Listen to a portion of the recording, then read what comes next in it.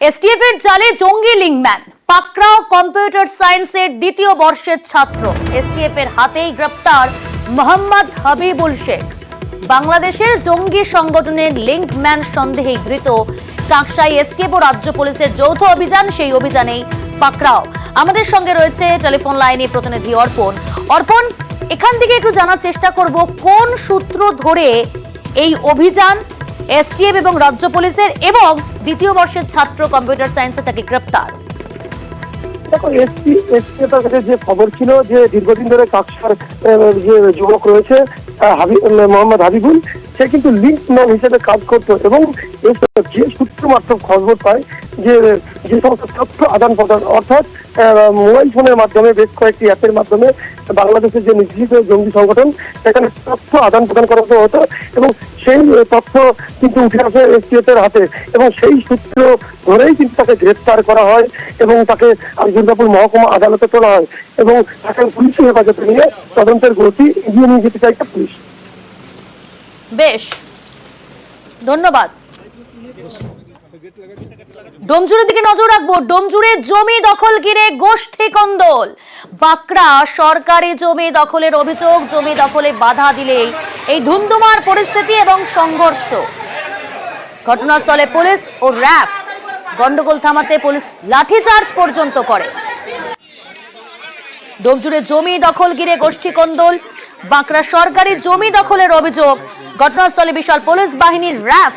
গন্ডগোল থামাতে কিন্তু সেখানে পুলিশ লাঠিচার্জ পর্যন্ত শুরু করে। কিন্তু এই সূত্রপাত কি ঘটনার জানার চেষ্টা করবো। আমাদের সঙ্গে সরাসরি রয়েছে আমাদের প্রতিনিধি দেবাশিস। দেবাশিস, এই যে গোষ্ঠী সংঘর্ষ, গোষ্ঠী কোন্দল এবং পুলিশকে আসতে হলো, র্যাব নামাতে হলো, কিন্তু ঘটনার সূত্রপাতটা কি নিয়ে? দেখো, হাওড়ার ডোমজুর ব্লকের বাঁকড়া 2 নম্বর গ্রাম পঞ্চায়েত এলাকায় নিউ মন্ডলপাড়া, সেখানে একটা বিশাল জমি রয়েছে যেটিকে রাজ্য সরকারের জমি। পরবর্তীকালে রেল লাইনের কাজের জন্য সেটিকে হস্তান্তর করা হয় রেলকে। রেলের তরফ থেকে সেই জমিতে খনন করে সেখানে রেল লাইনের কাজ করা শুরু হলেও তা কিন্তু দীর্ঘদিন ধরে বন্ধ। ফলে সেই জায়গা কিন্তু কার্যত জলাশয়ে পরিণত হয়ে যায় এবং সেই জলাশয়ের উপকার কিন্তু সাধারণ মানুষ এই এলাকার পায়। কারা পায়? বাঁকড়া 2 নম্বর, বাঁকড়া 3 নম্বর, এমনকি হাওড়া পুরসভার বেশ কয়েকটি ওয়ার্ড তার সঙ্গে যুক্ত, যেখানকার জল গিয়ে ওই এলাকায় পড়ে। হঠাৎ করে কয়েকদিন ধরে দেখা যাচ্ছে কিছু অসাধু লোক তারা সেখানে গিয়ে এই পুকুর বোঝানো হচ্ছে, আবর্জনা ফেলে সেই পুকুরটিকে বা জলাশয়টাকে বোঝানো হচ্ছে এবং কার্যত গতকাল থেকে সেখানে টিন এবং বাঁশ দিয়ে ঘেরার কাজ শুরু হয়। আজকে সকালে কর্মীরা যখন কাজ করতে আসে তখন এলাকার মানুষজন বাধা দেয়। এরপরে যারা জমি মাফিয়া বলা হচ্ছে, জমি মাফিয়া, তারা লোকজন নিয়ে এসে গ্রামবাসী বা এলাকার বাসিন্দাদের উপরে হামলা চালানোর চেষ্টা করে। হামলার প্রতিবাদ হয়, পাল্টা হামলা হয়। এরপরেই খবর পেয়ে ঘটনাস্থলে যে পৌঁছায় ডোমজুর থানার পুলিশ ও বিশাল পুলিশ বাহিনীর র্যাব নামিয়ে পরিস্থিতি নিয়ন্ত্রণে আনতে হয়। তবে বারবার করে অভিযোগ হচ্ছে পুলিশের কাছে এর আগে সাধারণ মানুষ যারা মাস পিটিশন করে এই জমি দখলের প্রতিবাদ করে তারা আবেদন জানিয়েছিল, অভিযোগ জানিয়েছিল, কিন্তু তারপরেও অভিযোগ পাওয়ার 2 দিন পরেই হঠাৎ করে দেখা যায় সেখানে ঘেরার কাজ হচ্ছে। ফলে এই যে অভিযোগ জানানো তাতে কোনো সুরাহা হয়নি, তা কিন্তু মানুষজনের ক্ষোভের বহিঃপ্রকাশ আজ সেটি ঘটে এবং যার জন্য কার্যত উত্তেজিত পরিবেশ তৈরি হয় গোটা বাঁকড়া 2 নম্বর নিউ মন্ডলপাড়া এলাকা ঘিরে। বেশ, এখন পরিস্থিতি কেমন দেবাশিস? দেখো, এই মুহূর্তে পুলিশি টহলদারি চলছে সেই এলাকায়। আর নতুন করে যাদের কাজ করছিল তাদেরকে সেখানে কিন্তু বলে দেওয়া হয়েছে, কর্মীদের সেখান থেকে বার করে দেওয়া হয়েছে। পরিস্থিতি কিন্তু কোনো রকম উত্তেজনা নতুন করে না ছড়ালেও যাতে পরিস্থিতি আর নতুন করে গন্ডগোল না বাঁধে সেই কারণে কিন্তু পুলিশের টহলদারি ও র্যাবের মোতায়েন করা হয়েছে গোটা এলাকা জুড়ে। বেশ, ধন্যবাদ। এই জায়গাটা আমরা ছোটবেলা থেকে দেখে আসছি, একটা বিশাল ঝিল ছিল। এই জলাশয়টাকে এখনকার আমাদের এই জমি মাফিয়ারা এরা এই জায়গা দেখছেন দখল করেছে, দখল করে রাস্তা তৈরি করে মধ্যখানে দেখছেন যে জায়গাটাকে বেচবার চেষ্টা করছে। আমরা সরকারকে জানাতে চাই যে জমি যদি অ্যাকোয়ার হয়ে থাকে তো সরকারি জায়গা কি করে বিক্রি হচ্ছে। আমরা সেই জন্য প্রতিবাদ জানাচ্ছি যে এই জায়গাটাকে যাতে বাঁচানো যায়, একে সংরক্ষণ করা যায়, এই জায়গাকে ভরাট করা যাবে না। দলিল কি করে বেরোলো এই অভিযোগটা আমরা কমপ্লেন জানিয়েছি থানাকে। থানা এবং প্রশাসন সেটা ইনকোয়ারি করে দেখবে। আমরা চাই এই জলাশয়কে বাঁচাতে।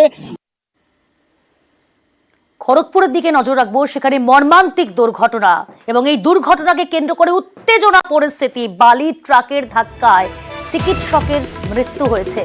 বালির ট্রাক ভাঙচুর করেছে স্থানীয়রা, শুধু তাই নয়, অবরোধ করে স্থানীয়রা। রয়েছে আমাদের সঙ্গে আমাদের প্রতিনিধি শঙ্কর। শঙ্কর, এখন কি পরিস্থিতি, এখনো কি অবরোধ চলছে? দেখো প্রিয়াঙ্কা, জানিয়ে রাখি যে সাত সকালে এক চিকিৎসক বেশ কয়েকজন রুগীকে দেখতে যাচ্ছিল। খড়গপুর মেদিনীপুর যে সংযোগকারী রাস্তা, সেই রাস্তার মাতকাজপুরের কাছে যে ট্রাফিক সিগন্যাল রয়েছে, সেই সিগন্যালে দাঁড়িয়ে পড়ে। তার ঠিক সিগন্যালে দাঁড়িয়ে পড়ার সামনে একটি বালির ট্রাক ছিল, আর সেই বালির ট্রাক স্থানীয়দের এবং তার আত্মীয় যে অভিযোগটা করেছে, সেই বালি ট্রাক বলা যায় যে পুলিশের তাড়াকে একটু ব্যাক করতে গিয়ে পিছনে দাঁড়িয়ে থাকা চিকিৎসককে ধাক্কা মারলেই পড়ে গিয়ে রীতিমতন তার মৃত্যু হয় এবং তার সঙ্গে সঙ্গে পুলিশকে খবর দেওয়া হয়। পুলিশ ঘটনাস্থলে পৌঁছালে স্থানীয়রা পুলিশে ঘিরে বিক্ষোভ দেখায় এবং যেটা খবর যে একেবারে স্থানীয়রা তারা ক্ষোভে মুখে পড়ে এই যে ডাম্পার, বালির বোঝাই ডাম্পার সেখানে ভাঙচুর চালা, রাস্তা অবরোধ করে। এরপরে বিশাল পুলিশ বাহিনী খড়গপুর গ্রামীণ থানার থেকে যায় এবং কেন্দ্রীয় বাহিনী যারা ছিল তারা সেখানে পৌঁছায় এবং পরিস্থিতি নিয়ন্ত্রণে আনে। যদিও স্থানীয়দের দাবি যে দিনের বেলা এইভাবে বালির ট্রাককে ছেড়ে দেওয়ার কারণে এই মর্মান্তিক দুর্ঘটনা ঘটেছে। ইতিমধ্যে এই তার দেহ উদ্ধার করে খড়গপুরের মহকুমা হাসপাতালে পাঠানো হয়েছে, সেখানে তার ময়নাতদন্ত করা হবে এবং পুলিশের আশ্বাসে স্থানীয়রা প্রায় বলা যায় যে 1 ঘন্টা অবরোধের পর তারা যানজট ক্লিয়ার করে। এখন পরিস্থিতি স্বাভাবিক হয়েছে বলে জানা গেছে। প্রিয়াঙ্কা, বেশ।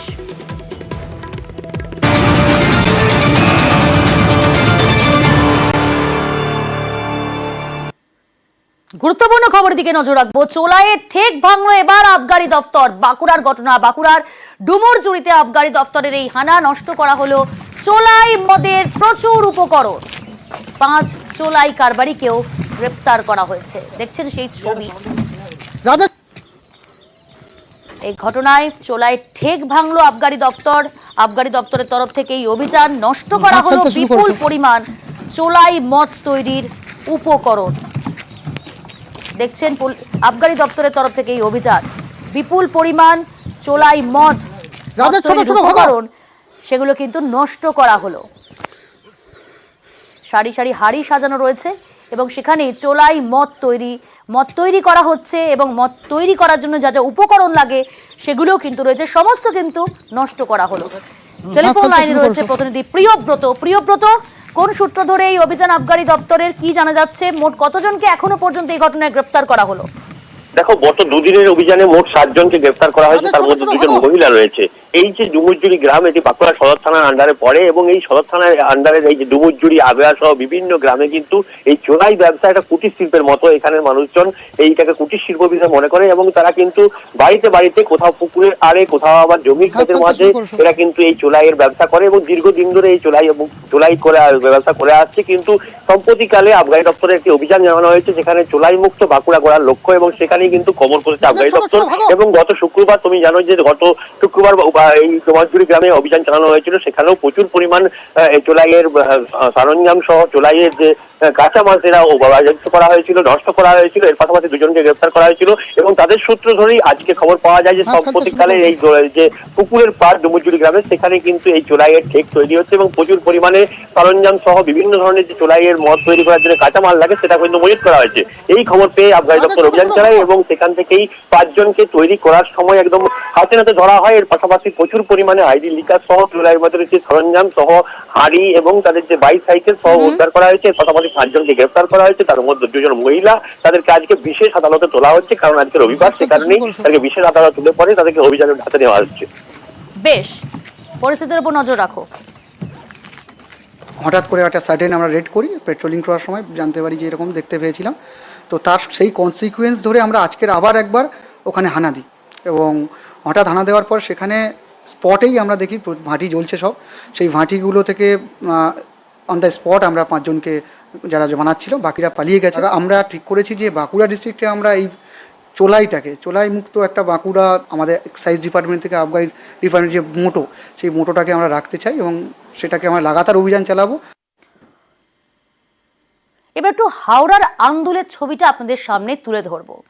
সেখানে আপনারা দেখুন ছবিটা, জলাশয় বুঝিয়ে একের পর এক নির্মাণ এবং এটা নতুন কোনো ঘটনা নয়, কিন্তু এই মুহূর্তে যে ছবিটা আপনারা দেখতে পাচ্ছেন সেখানে বেহাল নিকাশি ব্যবস্থা, এবং শুধু তাই নয়, বারবার জানানো হয়েছে তারপরেও জলাশয় বুঝিয়ে কারখানা না হলে বহুতল তৈরি করা হচ্ছে। বেআইনি নির্মাণের ফলে আন্দোলে বেহাল নিকাশি ব্যবস্থা, আর এই বেহাল নিকাশির ফলে বছর ভোর জলমগ্ন আন্দোলের আরগোর এই এলাকা, সেখানে স্থানীয় বাসিন্দারা নাজেহাল হয়ে পড়ছে। কি বলছেন অভিযোগ তাদের, শুনুন আপনারা। এই যে সদস্যশক্তি করার পরে মোটামুটি যখন ছিল সদস্যশক্তি করার আগে যখন মাঠ উদ্বোধন হচ্ছে তখন একটু খেলাধুলা যেত, তারপরে মোটামুটি জল তো সবসময় লেগেই থাকে। আর এই সামনে একটা স্কুল দেখছেন, স্কুলও মোটামুটি জলের বিনিময়ে বাচ্চারা স্কুলে আসতে পারছে না, স্কুলও বন্ধ। অঙ্গনওয়াড়ি কেন্দ্র এটা কতদিন বন্ধ থাকে? বন্ধ বলতে কি, জল লাভে না তো কি খুলবে, বন্ধই থাকে বলে চললো। ওই যদি 12 মাসে একটা বছর মোটামুটি 10 মাস বন্ধ, 2 মাস খোলা। মাঠটায় লোক ভর্তি থাকতো সবসময়, শুকনো। এই সময় এখন এই জলে এই 10 বছর, গত 10 বছর 12 বছর জলে ভরে যাচ্ছে এই কারখানা হতে। সেই জায়গায় যত আন্দুল চত্বরের জল এসে সব এখানে বসে ওই জল বসে থাকে দীর্ঘদিন, ছেলেরা আর খেলাধুলো করতে পারতে না। কথা বলবো, টেলিফোন লাইনে রয়েছে প্রতিনিধি দেবাশিস। প্রশাসন কি বলছে, কি ব্যবস্থা নিচ্ছে? দেখো, প্রশাসনের বিরুদ্ধেই কিন্তু অভিযোগ, অর্থাৎ প্রশাসন এই মুহূর্তে যারা আরগড়ি বা আন্দুল পঞ্চায়েতের প্রধান রয়েছেন তার দাবি করছে যে সব নির্মাণ কার্যের জন্য অনুমতি পঞ্চায়েতের তরফ থেকে দেওয়া হয়েছে তা পুরনো বোর্ড যারা করেছেন তারা অনুমতি দিয়েছিল, তাদের তরফ থেকে কোনো অনুমতি দেওয়া হয়নি। কিন্তু স্থানীয় বাসিন্দারা অভিযোগ করছেন 2021 সাল থেকে শুরু করে তারা বারবার করে অভিযোগ জানিয়ে আসছে পঞ্চায়েতকে যে এই এলাকার নিকাশি ব্যবস্থা ঠিক করতে গেলে সেখানকার যে বেআইনি ভাবে তৈরি হওয়া বাড়ি, পুকুর বুঝিয়ে কারখানা তৈরি করা, সেগুলিকে বন্ধ করতে হবে। মূলত আন্দুল আরগড়ি সহ বিস্তীর্ণ এলাকার যে নিকাশি ব্যবস্থা তা কিন্তু যে 16 নম্বর জাতীয় সড়কের ধারে যে নয়নজলি বা জলাভূমিগুলি রয়েছে সেখানে নর্দমার মাধ্যমে, সেখানে নিকাশি নালার মাধ্যমে সেখানে গিয়ে জল পৌঁছতো এবং তা আন্ডারগ্রাউন্ড, অর্থাৎ জাতীয় সড়কের যে আন্ডারগ্রাউন্ড সেখানে পাইপ লাইনে চলে যেত। সেই যে পুকুর বা সেই জলাশয় বা যে জলাভূমিগুলি রয়েছে সেগুলি বুঝিয়ে ফেলায় কিন্তু সেই নিকাশি নালা দিয়ে জল সেখানে পৌঁছতে পারছে না। সেই কারণেই আরগড়ি সহ বিস্তীর্ণ এলাকায় জলগুলি এলাকার মধ্যে জমে যাচ্ছে, স্থানীয় মাঠ সেখানে জমে যাচ্ছে, বাড়িঘর, রাস্তাঘাট কার্যত উধাও হয়ে গেছে। সেই রাস্তাঘাটের উপরে মানুষকে বাসের সাঁকো বানিয়ে তাদেরকে বাড়িতে যাতায়াত করতে হচ্ছে। এইরকম পরিস্থিতিতে পঞ্চায়েতের তরফ থেকে বারবার পঞ্চায়েতকে জানানো হলেও কোনো রকম সুরাহা হয়নি, হবে এই আশ্বস্ত দেওয়া ছাড়া তারা নতুন কিছু দিতে পারেনি। তাদের দাবি পঞ্চায়েতের তরফ থেকে বলা হয়েছে বর্ষার আগেই সেখানে কিন্তু, অর্থাৎ এখনো পর্যন্ত প্রশাসনের তরফ থেকে কোনো ব্যবস্থা নেওয়া হয়নি। অনেক ধন্যবাদ। এখনই জল, একটা আধ ঘন্টা বৃষ্টি হলে জল ঢুকে যাবে। আর এখানে পার ডে 60,000 লিটার জল ওইদিকে ছেড়ে দিচ্ছে, আমরা কোথায় যাবো? মেম্বাররা জিতছে, কারখানায় চলে যাচ্ছে, বেআইন হয়ে ফ্ল্যাট কিনছে, ফ্ল্যাটের কাছে পয়সা নিয়ে এসছে। যে ফ্ল্যাটের ম্যানেজার সে বলছে পঞ্চায়েতকে টাকা দিয়েছি, পঞ্চায়েতে টাকা দিয়েছি, কাজ হবে। আর আমরা ডুববো কেন? আপনার যে জলটা যাবে আমরা ডুববো কেন? আপনার জলটা কোথায় যাবে?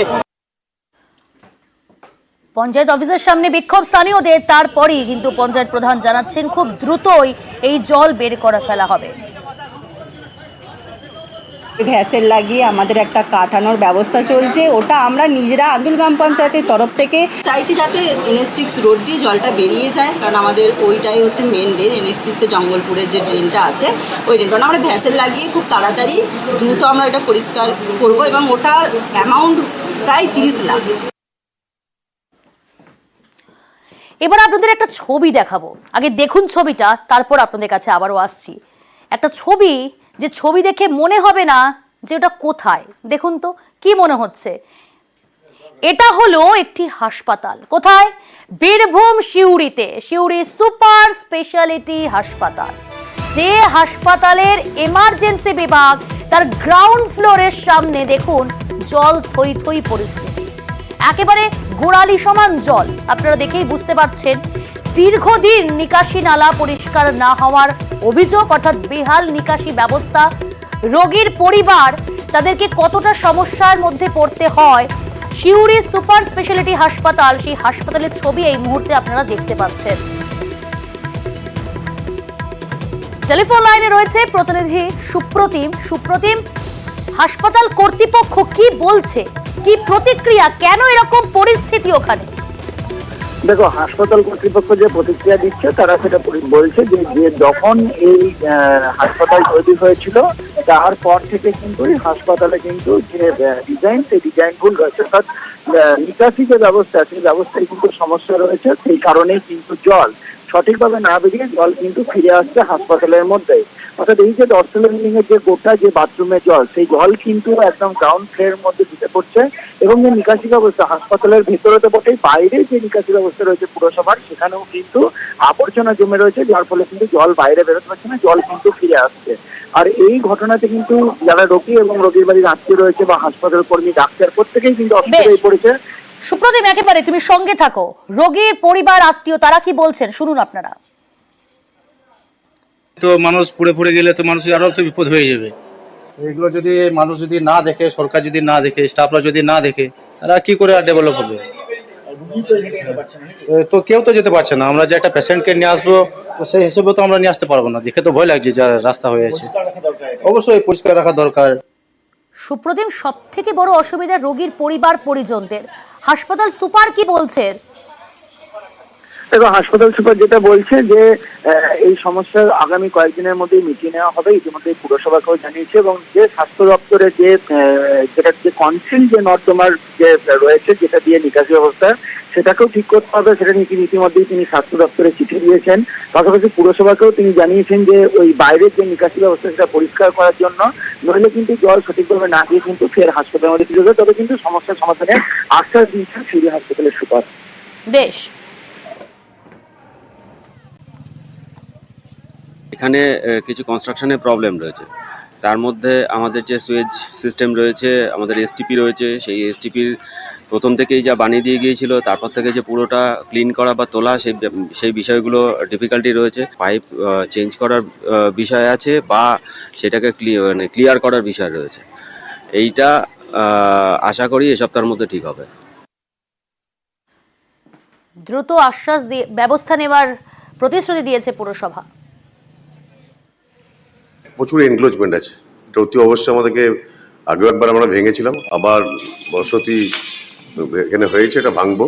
আমাদের যে সুপারভিশনারি হসপিটাল আছে, তার যে খানাখন্দে গোটা রাস্তাঘাট, সেই দায়িত্ব কিন্তু পিডব্লিউডির। আমাদের তরফ থেকে পৌরসভার পার্মানেন্ট 4টে লেবার দিচ্ছি, প্রত্যেকদিন সুইপিং হয়। কিন্তু এই যে হাসপাতালের ভেতরে যে মেনটেন্স, সেটার দায়িত্ব তো হাসপাতালের সুপারের। কিন্তু হ্যাঁ, এনক্লোজমেন্ট যেটা বারবার ওভারফ্লো হচ্ছে, আমরা যতটা পারছি পরিষ্কার করছি। আগামী দিনে যে ড্রেনে বসতিটা আছে, সেটা আমরা এনক্লোজমেন্ট ভেঙে দেবো।